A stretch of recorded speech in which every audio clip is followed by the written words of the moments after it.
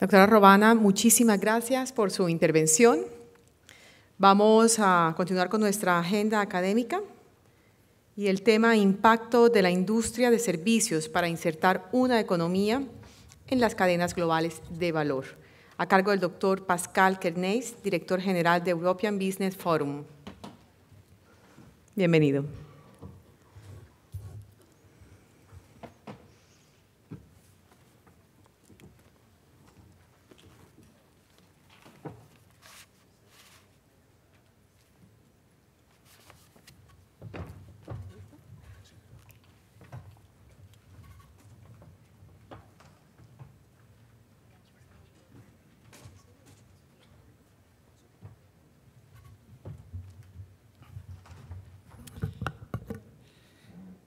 Well, good afternoon. Very impressive presentation, a little bit difficult to follow up. I'm much more from the old school, so I don't have videos and beautiful pictures. Knowing that a large part of what I'm going to try to tell you, you're going to forget in a few days. It's even more complicated, such a process.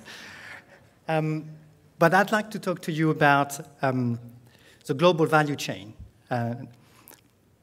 and where the services are into that, because most of the time when we talk about global value chain, I think most of the people will think about goods, about machines, about cars, about how it is produced in the world, and we forget about services. Although more than 60% in all countries on the planet are having in their GDP more than 50% are services. So let's try to see what it is, how it is, and maybe a little bit of experience of European. And I'm going to tell you a little bit what is my organization first, then talk about international trade and investment in services. Where are the services in this famous value chain, and how can we integrate it into action from the government to make it easier for trade in services. So what is European Services Forum? It's, in simple terms, it's a lobby organization. And I have put here the list of all the sectors which are represented into that organizations. Because when we use the word services, everybody understands what it is, but actually nobody understands what it is. Services is representing the whole part of the activity in the economy, and probably nearly all of you in this room are actually in services. Very few of you probably are into machinery, and even if you're into machinery, what you are doing on a daily basis is probably about services. So it's about insurance, banking, telecom. You have business services, and there you have what we call, still in our very old jargon of classification, international trade, IT and computer-related services. This is what digital economy is classified so far. And then we have consulting, advertising, after-sales services. We have all the professional services, like the legal, accounting, engineers, etc.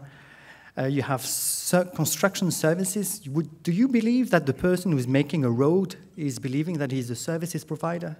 Probably not. You have distribution services. The Tesco or the Carrefour of this world, they consider themselves as selling goods. So there's nothing to do with services. Well, they are 100% a services company. Postal, audiovisual, environmental, telecom, etc. And I have put also, because my membership are composed of three components. Some multinational companies like Deutsche Bank or IBM or Deutsche Telekom, Orange, etc., Telefonica. Then I have European sector-specific organizations representing all of these sectors, so European Banking Association, Engineering, Insurance Association, Engineers, etc. And then the Confederation of Industry, like, say, the Andy of the old continent, so Business Europe, CDI, BDI, etc. So when we talk about international trade, what are we talking about? This is a figure. This is the annual world trade for 2014. This is $23 trillion per year. and only 20% of it, 5 trillion, are services. And why is that? Why do we have 70 or 60 or 70% of GDP into services, but international trade, it is exactly the reverse? And I'd like to talk to you about this today, because when we're going to analyze the global value chain and the services part of that, we will see that this figure is not true. For trade in services, the European Union is playing a very big part. If we take the second column, this is the extra EU trade, i.e. what the European Union, 28 countries, are selling in cross-border trade in services around the world. So that's nearly 1 trillion per year. And you can see the United States, it's 688. But when you look at the figures in the WTO, for instance, or the OECD or the World Bank, they all take the figures country by country. But we in the European Union, we're not country by country. We're 28 countries, but we are one when we talk about trade negotiations.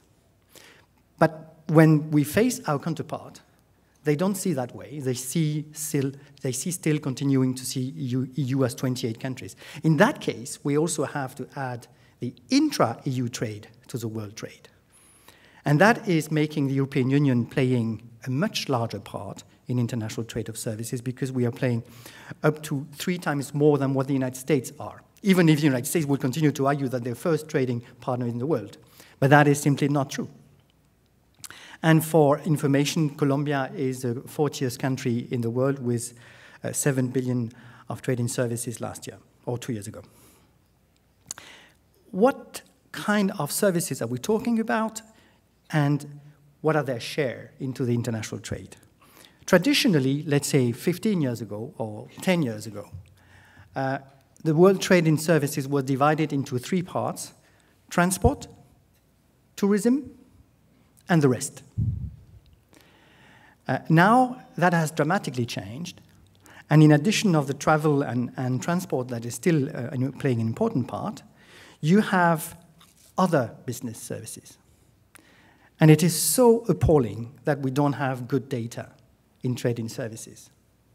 We know exactly how many of these pieces I have in my hand are produced in the world and what are their value, but more than 30% of the trade in services is classified under any other business, which is not acceptable. So I hope new technology and the digital age will allow us to collect a little bit more data in international trade in services. For information, you also have finance, telecom, etc., and still computer and information services, which is growing and playing an important part. But what I wanted to say by this 32% of any other business, what is it in there? It's actually crucial to understand what is in there if we want to have any impact on the policy of this. And we will discover that there is a lot of business services done by actually manufacturing companies, which are actually providing services around the goods that they are producing. So let's look at the services in the global value chain. First of all, thanks to new technology, we have now, WTO and OECD have been able to develop a new database called Trade in Value Added. i.e., we don't look anymore at what is crossing the border, which is the column, I don't know which side I have to tell you, but the EU export in balance of payment, BOP, that's the old way of counting, and it's a bit more for the EU than the world. So we have 26%, 27% for trade in services, and the rest is goods, but that's the old fashion of counting. Now, if we look at the trade in value added, where is the money of everything which is produced and traded over the world, because this is about export, we can see that 60% of all EU export is about services. This is changing completely the way of looking at international trade. And we really have to dig further into what does it mean so that we have any possibility to influence it into the international trade regulation. You probably would have seen this figure earlier on. This is the value chain, from the beginning to the end of the production of a product. At the beginning, you have a high value because basically you've got an idea. This is about thinking. So you have research and development, designing, certification, all of these processes which are before the product is effectively put into place and put into becoming something tangible, which is at the low end, at the lowest part of the production, where you have the manufacturing, the assembly part, the outsourcing, because outsourcing is a service, and a manufacturing company which will actually make its product by another company. By outsourcing, the fact that it is outsourcing is also a service. So even at the lowest part of the production, you have some services. And then if you go up, if you want to put the product on the market, you need some logistic, you need some marketing, advertising, a lot of advertising for some products, up to the end where you will send it to the customers, and then you have the after-sale services. And the more you go, the more you have services, and the more you have value. Now, if you think about a car, the value of the car is not the rubber, the glass, the steel. The value of the car, Henry Ford, long time ago, used to say his company was a 95% services company, because he was having this already in mind before this diagram was actually drafted by a guy from Acer in Taiwan. A car is first engineering, designing, research and development, advertising, logistics, leasing, etc. This is where the value of the car is. And this is what this new calculation, new way of calculating international trade will now let us discover that actually most of the manufacturing companies are doing services. We had some ideas, but the Swedish National Board of Trade had the idea of trying to analyze it on the details. This is a diagram from a person in a manufacturing company called Skanska, which is doing Caterpillar for mining and quarrying. So really seen as a 100% machinery company, and don't talk to me about services. Well, they had sliced down their activity on a daily basis to see what kind of services this 100% machinery company was actually doing. And they have discovered that they are running all of these services which are listed on the panel here. That I will call embodied services. To be good and to be efficient, Skanska, if they want to sell their product, they need to have the whole company working well. And you have learned the whole day and the whole 2 days about the digital part of it. And you will have actually in every single line that you have on this slide, digital tools to be performed. But nevertheless, you still need, even if you have a digital transformation into any of these services, a good company needs to have good legal services, good accounting, good taxation, good computer services, research and development, etc., etc., etc. So that is why, if now this company understands better that all they do and all the services they are doing on a daily basis, they understand it, they assess it, and they try to improve it, they will become more competitive. Now, that was a part about the consumption part. These are the services they were consuming. But now we also try to list what kind of services they were actually providing to their customers. And they are doing, of course, computer services. They are selling computer services. They are selling research and development. They are selling rental, maintenance and repair, management consulting, all of these services. This company, which is a machinery manufacturer, is actually providing services. If you take GE that we had earlier in the panel today, if you take Siemens or Alstom or Renault, when GE is selling a train, they are not making any profit on the machine. They probably do actually a good discount to make sure they're going to get the market, facing the competition of Siemens. Where the money is going to come for GE is actually the 20 years contract on maintenance and repair on the machine. This is about maintenance and repair services. And that is where now the company is knowing it, and they're going to assimilate it and introduce it into more knowledge when they are going to if you have Renault or BMW setting a new plant in a country, and if they forget to make sure that they will have the possibility to own 100% their distribution network, but they forgot about looking at the legislation in the country, and they will have now to have a joint venture in the country, and they might lose 50% of the benefit because they have to share with their partner. That actually is something they didn't think about when they calculated the value of the car. So all of that needs to be taken in consideration now. Another way of looking at this is the jacket. That is what you can see. But where is the value of this jacket? Certainly not in the country which is actually finally making the assembly of it, but it's going to be actually in the country which have thought about it and put the process of the production of this jacket into place. And you have many other examples. You would know the examples of the iPhone, where the iPhone, if you have it in your pocket, you will see it's actually made in China, but produced in California, or designed in California, sorry. Well, more than 80% of the money of the iPhone is effectively going to the United States. Even a very small part of it is actually made in the United States. So that is important to understand the global value chain. This is another example of where the plane and the trade in task, the global value chain for goods is. But so that's in terms of production. When we look at the investment, the world trade and the foreign direct investment, because when I talk about the first figures I gave you about world trade in goods and services, it does not encompass the foreign direct investment. This is another figure. This is another part of it. So you have to top it up. More than or around 60% of world trade, around 60% of foreign direct investment is actually coming from services companies.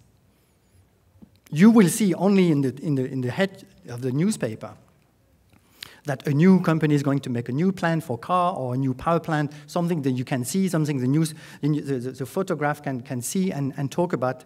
But the money coming from foreign direct investment is coming from services companies. At least this is what the figures seems to say.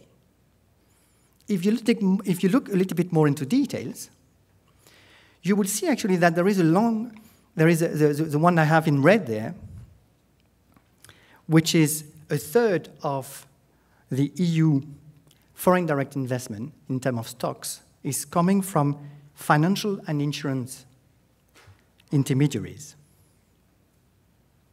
That is because if a GE is willing to make a big plant on the books for the foreign direct investment, because GE does not have the money that year, is going to be a conglomerate of many financial services companies going to put the money on the table, and therefore is going to be considered as an investment by the banks. But actually, this is intermediaries. So it is a bit not true, these figures either. Maybe most of it is actually going to the goods. I don't know. Needs to be dig further. So when I'm coming back to the share of services in the EU export and compare it with Colombia, for instance, what is interesting in this slide is actually what is in red. The EU, 39.1% of all export of goods is services. So when you have at the border 100% goods, actually it is not true. 40% of that is services. And when you top it up with the total export of services, we have 60% of all export coming from service. What is interesting is actually what is in red. Because now, with this new database, we have been able to identify what is produced in this export by domestic suppliers and what is produced by foreign suppliers. That is telling us a little bit more the level of openness of the country. Is the country open enough to allow competition? Is the country open enough to actually allow foreign producers and suppliers to participate in the production of goods and of export of services of the country? And we can see here, Colombia is not doing that well. Colombia is doing relatively well on export of manufacturers, but actually if you top it up with all services, it's not that good. And when you can see that on the red part, the foreign suppliers are not doing well in this country, despite the fact that Colombia has signed many free trade agreements, has opened up its market, but something is going wrong.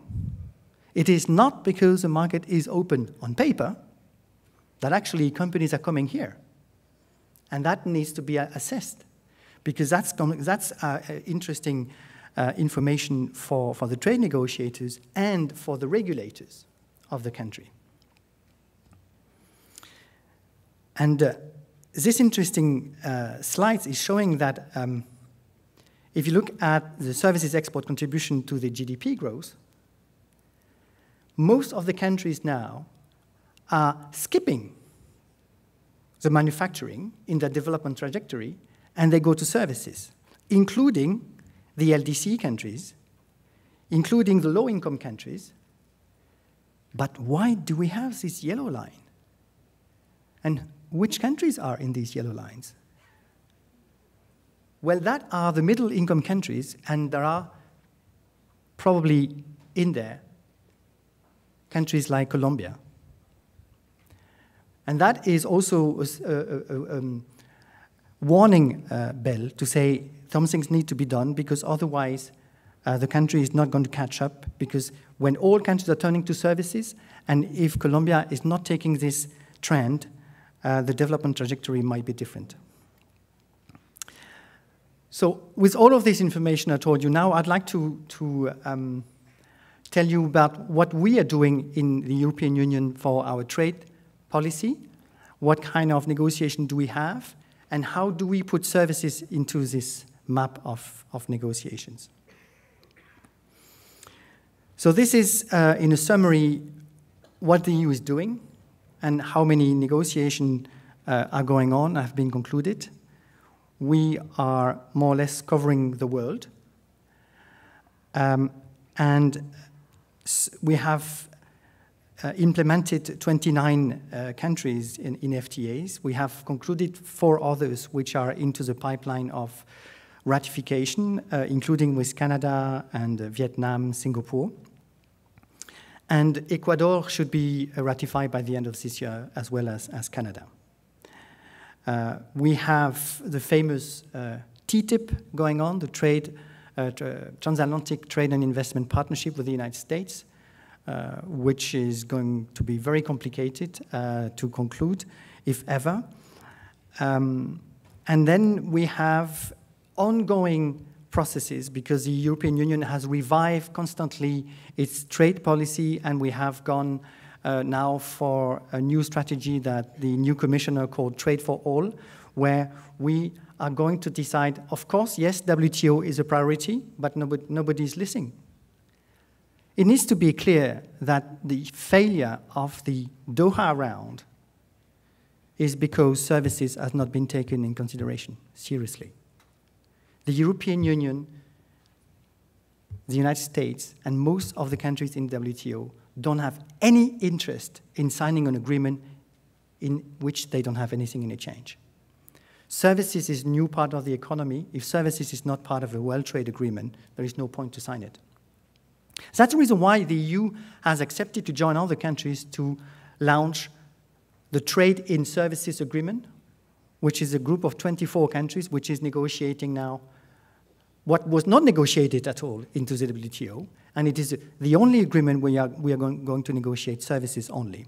And this agreement is in a good shape. They are starting a new round today in Geneva, where they negotiate and looking at the details of new offers, but that's not all.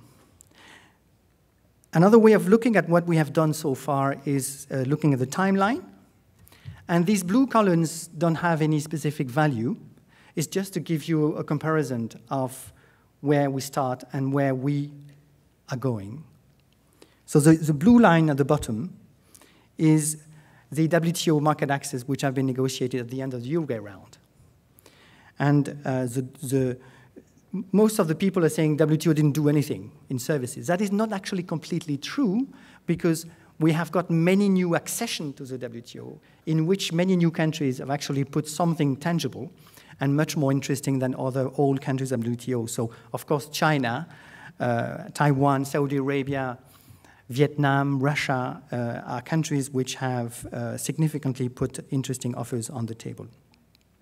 TISA is where we're trying to aim.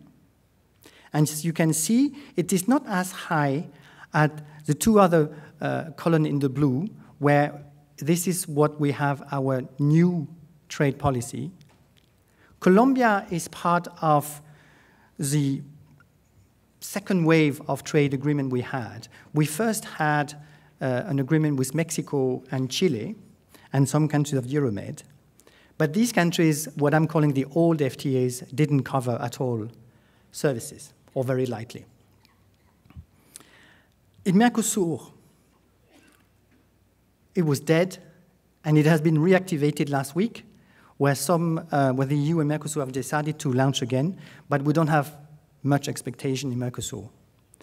But with CARIFORUM, Colombia, Peru, Ecuador, the 6 countries of Central America, these negotiations have been finished, have been concluded, and the agreement and the commitment on services are interesting. So in terms of market access, I think we have achieved something interesting. But now, in the new generation, we are going further. I'm going to come back on that, but it is not only about market access and allowing the foreign industry, the foreign company to have access to your market, but I think it needs to go much further so that you go behind the border between the two countries to make things going further. So we have started this long list of bilaterals. We concluded with Canada, Singapore, Vietnam. Other negotiations are not going anywhere, like India. We had to stop Thailand because of the military coup. We're not going anywhere with Malaysia because they're going backward into their trade policy. But we have started with US, we have started with Japan, and the G7 meeting today or yesterday, I'm a bit lost with my jet lag. They have said again, the leaders, that they would like to conclude EU-Japan by the end of this year. I think they're a little bit optimistic on that one, but let's push. And we're going to open new negotiation very soon with Australia, New Zealand, Turkey, and we're going to revise Chile and Mexico to lift them up to the level of the best new trade agreement that we have. At the very end of this slide, you have another animal, which are not really trade agreement. They are agreement with our neighbors, which have accepted, in exchange of access to the 500 million rich consumers of the European Union, to adopt their legislation more or less to the level of the single market regulation. This is what we call the approximation process, where countries like Ukraine, Georgia, Moldova, Egypt, Morocco, Tunisia will try to lift up their regulation, to give access, but in addition to the access, they will adopt the EU legislation so that they will be more or less part of the single market. But for the moment, it is very much a theory rather than practice, and we will see what will happen. So, I was saying we're not doing any more traditional trade agreement in the way that you reduce the tariff, in the way that you have a negotiation of new rules of origin, you remove some non-tariff barriers. This is on goods. And then we are now doing what we called deep and comprehensive FTA. In the previous time, with the agreement of EU and Mexico, or even EU and Colombia, when I was entering my new job as the director of the European Services Forum, I was actually only looking at the second line, what they are doing in trade in services, so what they are negotiating for really the market access on trade in services for my companies that I had as members. Nowadays, if I do that only, I am missing a large part of my job. And now I have to look at nearly all parts of the trade agreements, except the one on goods, which I don't have much interest.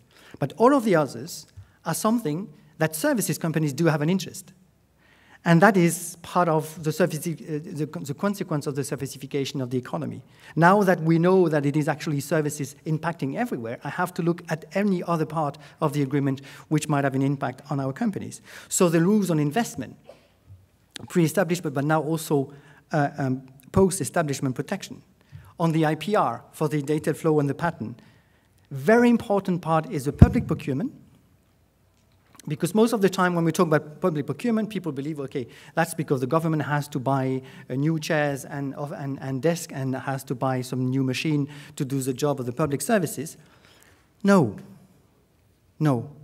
The money of the government is largely going into services and bought by services providers.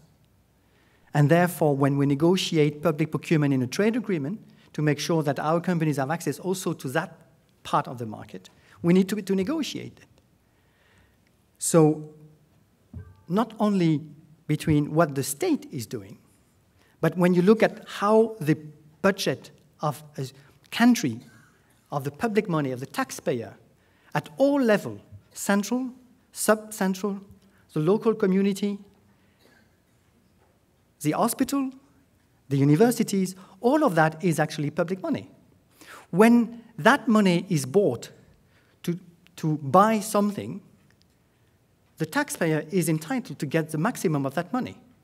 So why can they not have access to the best technology? All that what we have heard today about those new companies inventing new things, if it is possible, the company or the community or the hospital should be able to buy this technology. Sometimes, and unfortunately, the regulation is obliging them to have access to the local technology, to the local company only. It is by trade agreements that we have to look at it and try to push and open up the public procurement. Competition policy, you have some chapters in the agreement. If it is not well written, you might have some difficulties. It's the same for dispute settlement. And finally, this is a new generation. I don't think they are really proper example yet. They are into the pipeline, under negotiations. But a new, very important part of any trade agreement is going to be regulatory disciplines and cooperation. So I will try to lead you through the different things which have changed and which is making the fact that you have significant development in the trade negotiation in services. First of all, if we look at the traditional way of looking at it, the market access component and the market access component only, even that has changed, and we are now going much deeper into the way of negotiation, trade into services for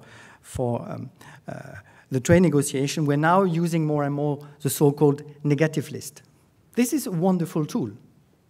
It is actually putting the burden on the negotiators because the principle is everything is open to foreign competitors. And again, you know, when we talk about liberalization in a trade agreement, it is not about privatization. It is not about giving an advantage to the foreign companies. It is exclusively to introduce a non-discriminatory status. So opening up a country to a foreign company is just to put this company in the same condition as the local companies. So the foreign company will have to abide by the domestic legislation. Everything is open, except if you think, no, that's too touchy here, we have a problem, we have the trade unions, we have those partners that we will not accept, and we have to give some still possibility to our local competitors to adapt to the world market, and therefore we want to protect them. And that is possible in the trade negotiation, but you have to list them. And that is now drafting a picture of what is not possible for a foreign company. And that is, for a foreign company, very interesting because actually before, we had a positive list where he's saying, this is open, but we don't know what it is. And you had to hire a service like a lawyer to explain you what you can do, what you cannot do. With a negative list, it's much easier. In this negative list, there is also a new tool, well, it's not a new tool, but it's an interesting tool, which are the standstill and the ratchet clause. And that is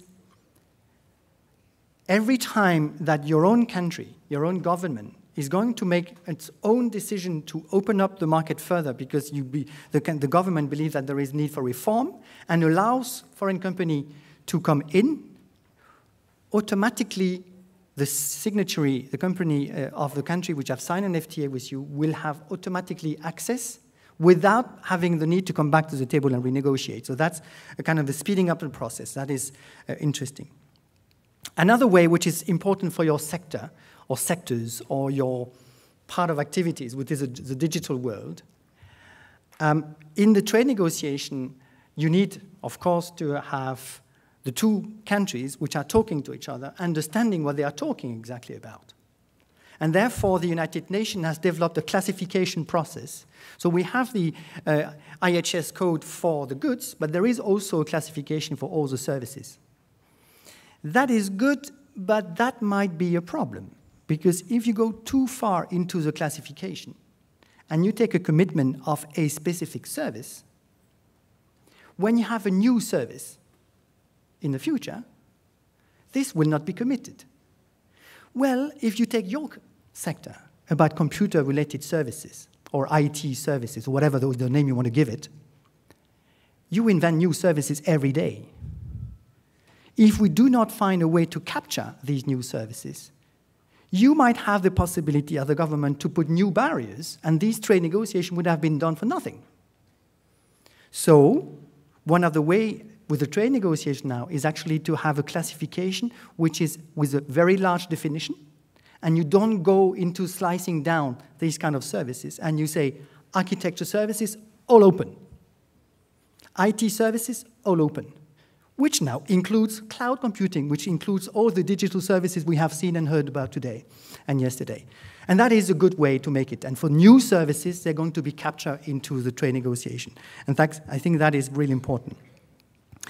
And finally, we are talking about commitments in our jargon about commitment on trade in services, Mode 1, Mode 2, Mode 3, Mode 4. I'm going to go and explain you about this. But what is interesting is that we have heard, we've seen earlier on in my presentation that actually it's not only about services, but all the goods manufacturers are also having and producing services. We're going to try to capture that also into the trade negotiations. So, Mode 1 is the cross-border trade in services. You have 4 modes of supply for a company doing international trade in services. Country A, country B. None of the providers or the buyer is moving, but the service is provided across the border.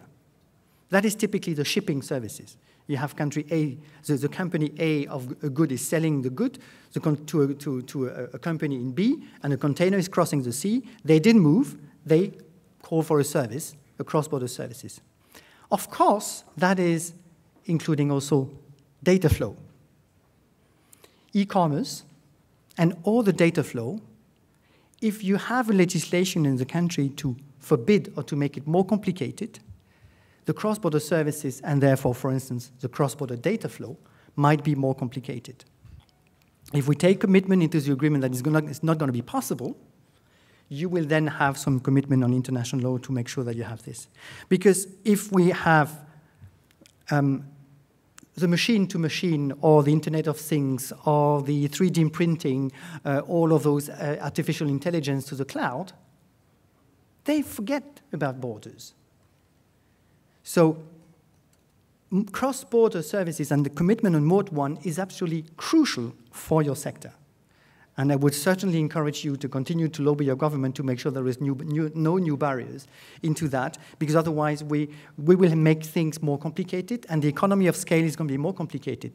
You have countries like Russia and China imposing to have your server in the country. That is making automatically that you have to have a server in addition of the others that you would have. If you have 2, it's more expensive than 1, and you have many others, it's going to be much more complicated, and therefore the digital economy will be not taking its full capacity. The Mode 3 is a commercial presence abroad. That is typically an investment.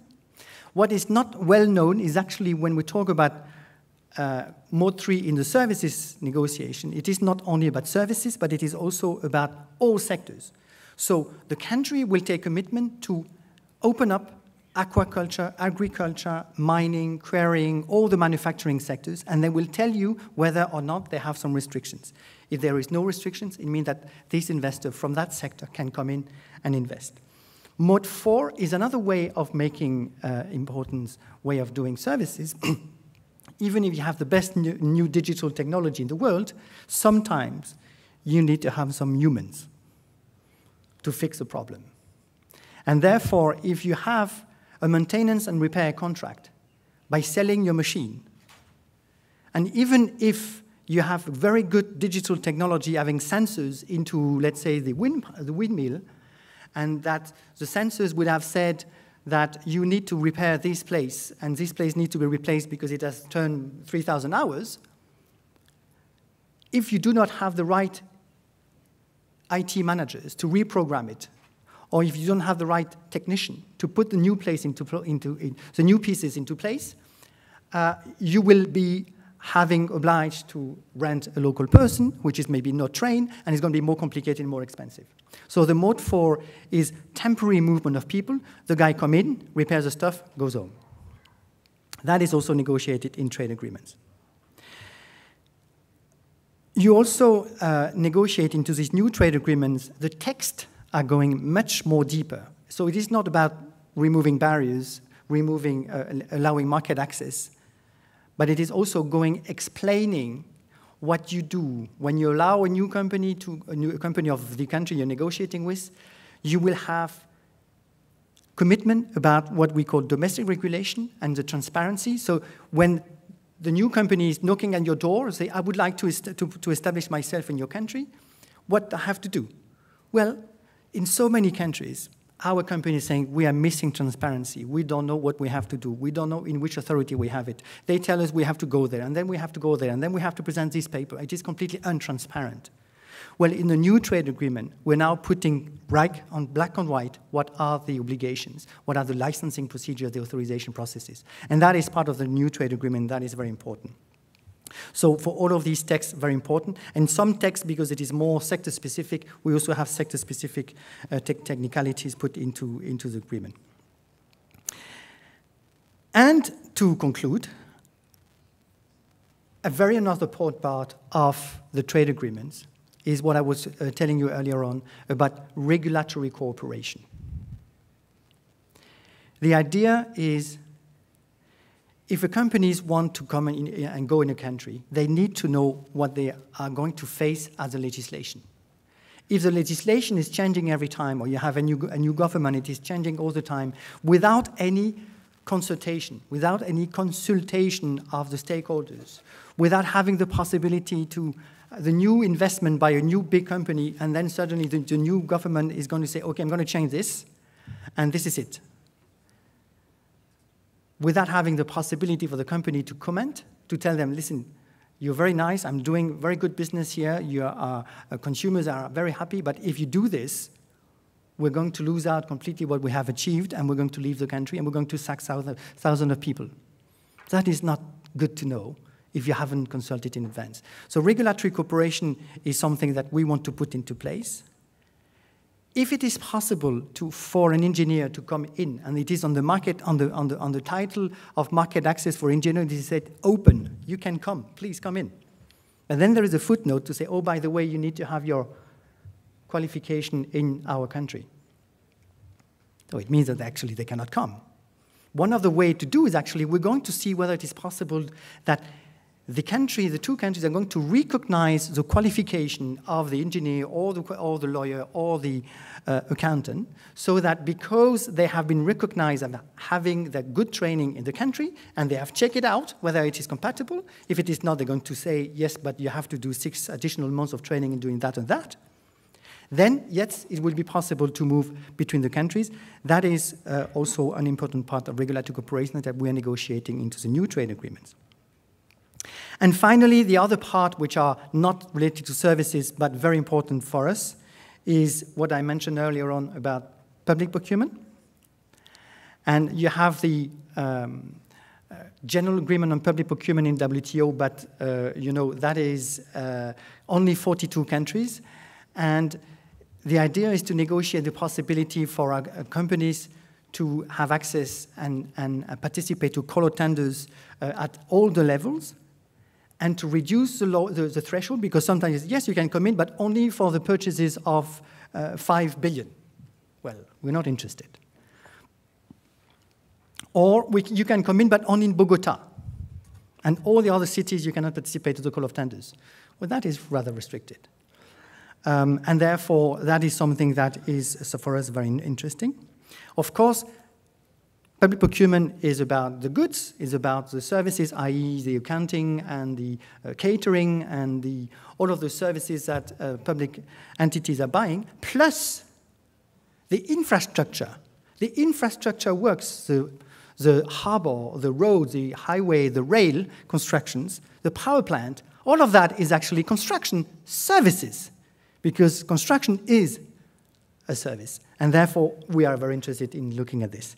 And finally, more and more into different countries, you have the state-owned companies, which maybe do not respect the same transparency and obligation, and therefore a company is entering in the country and they're just facing unfair competition by state-owned companies.